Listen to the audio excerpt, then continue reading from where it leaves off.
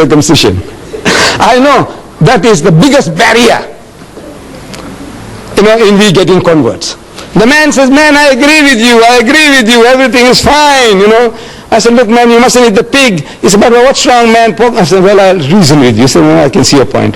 I said, look, you mustn't drink. He said, but uncle, a little nip or a tot, man. I said, look, my son, these are the dangers. He said, well, I can see your point. I said, no, don't be promiscuous. Don't go along and dance with other people's wives and daughters. And I said, but what's wrong, uncle? I said, look, I will reason with you. And he says, uncle, I see your point of view. But now, we agree with everything. And I said, now, circumcision. That's hard. So now I said, now what is this? I said, my son, this is for your own benefit. Look, now I'm talking about yesterday, day before yesterday, it was in our local paper. Cancer, the cervix in women, which is a killer among women. Cancer of the womb is a killer of women. 85% of all women who suffer from cancer of the womb are wives of uncircumcised husbands. Problem. I went to the R.K. Khan hospital some years ago. I had a problem. And I'm sleeping there on the bed. So this our culture. So say, you, what you here for? What you here for? What's your problem? What's your name, Mr. Reddy? So he tells me, so uncle, it's it's like this, like that, and what? He says, problem with the foreskin, circumcision. Next to me is a young boy, schoolboy. I said, what's wrong with you? He said, no, nothing wrong with me. I said, no, I want to know what brings you here.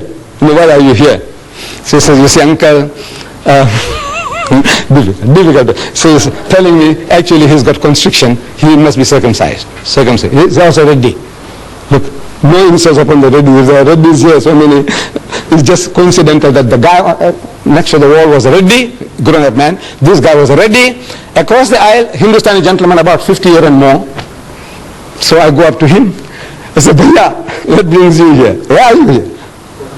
So again, he's in turmoil, he's in torture. He's trying to tell me. He's got a problem. He must be circumcised, otherwise the skin has come in the way.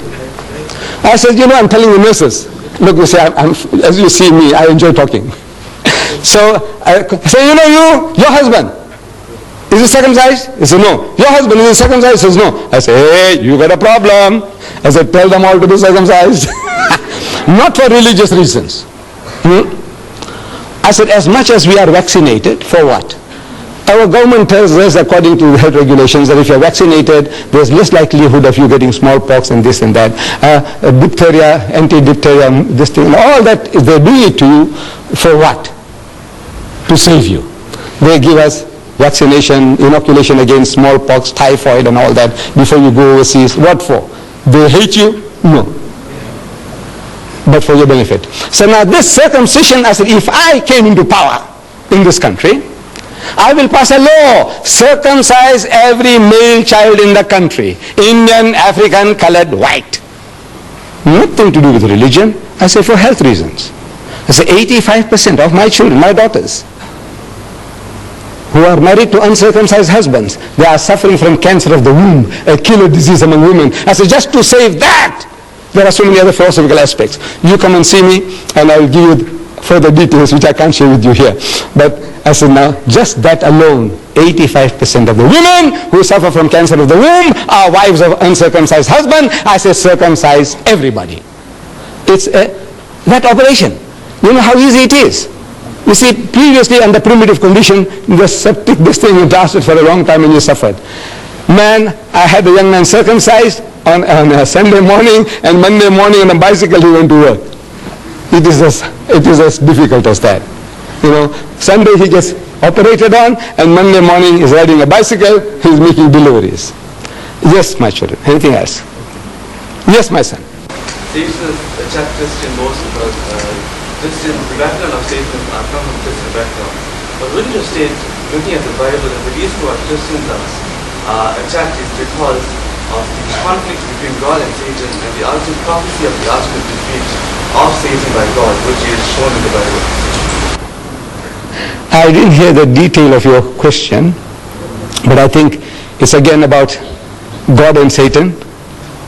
I think if you come a little closer, please. I'm sorry. I can't hear too well from that distance. Yes. You listed that when Devi asked you about Satan and Satans and Christians, Right? you stated that Satanism. oh, yes, Satanism and Christians. you told me that the Christians are attacked mostly by Satan. You said that Christians, that Satan is, the background is from Christians. But looking at the Bible, wouldn't you state that the reason which it seems better looking at the Bible is that God and Satan always were in conflict with each other, and there was a prophecy that Satan would be ultimately defeated by God. Wouldn't you say that is the reason why Satan is anti-Christian? I don't know really Satanism, what is the philosophy, why they are out to promote Satanism. Maybe Satanism gives them that freedom to do anything and everything which religion doesn't allow you. Hinduism won't allow you this thing, that thing, you won't allow you. It tells you no, thou shalt not commit adultery. Hinduism says that, Islam says that, Judaism says that, thou shalt not kill. We have certain common denominators. But now, as soon as the person starts straight-jacketing you, as a Hindu, as a Muslim, you want to be free to do what you like. You want to behave like an animal. You want to behave like a pig. People want to behave like pigs. So now the best thing is to disown. Just to disown religion altogether. And they say, now this is a new cult. They call it Satanism. But now the battle is with us. Every individual. We say, we believe that we have all got this propensity for evil. We have two qualities in us, towards godliness and towards earthliness, devilishness. So the battle is on in all of us, everyone. The Holy Prophet Muhammad, he described the situation beautifully to his companions. While they are around him, he's telling them that shaitan, that's Satan or devil, shaitan courses through the body of man like the blood. He is passing through you. He is each and every fiber of you. He permeates you. Everybody. Shaitan, man means mankind. Shaitan courses through the body of man like the blood. It's imperceptible. It's there. Your blood is moving and going and doing the job without you feeling that the heart is pumping and now supplying blood to the brain to allow me to think.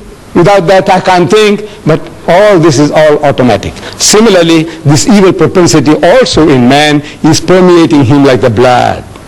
Everybody. Muhammad says yes, everybody. He said, what about you?